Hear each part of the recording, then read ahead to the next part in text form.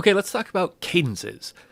Cadences, we may have talked about cadences already, and if so, this will be a bit of a review, but I want to go into a little more detail on them because we have some new things to think about with cadences, and cadences are going to be kind of a thing that we come back to a few times in this class. So, what is a cadence?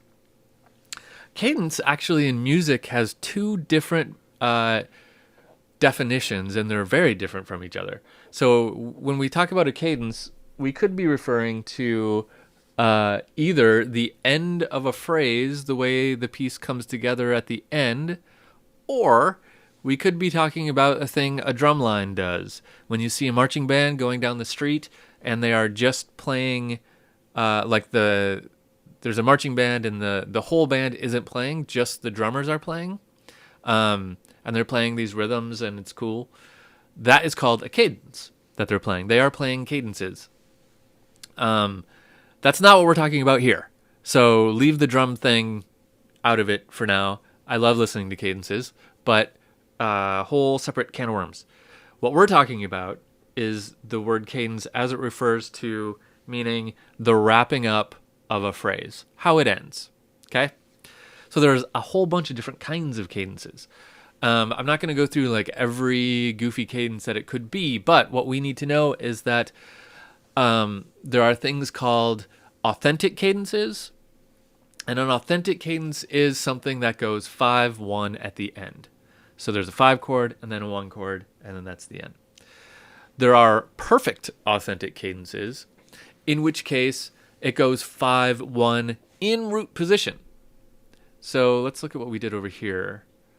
So if this was the end of a phrase where it went 5-1, root position on both those chords, that would be a perfect authentic cadence. It's authentic because it went 5-1. It's perfect because it was in root position. A half cadence is any cadence that ends in 5. So if this was opposite of this, if we went, let's look back here. So here's C and E. So that's a 5 chord with no 7th. So imagine this was the end of the piece and it ended on a 5 chord. It would be very unsettling. We call that a half cadence. Other types of cadences that we won't really need to deal with all that much in this class, but you should know about.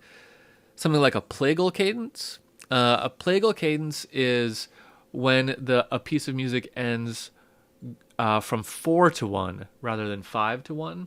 You've probably heard a plagal cadence before in any kind of, well, not any kind, but in many, many hymns that end with a choir singing Amen.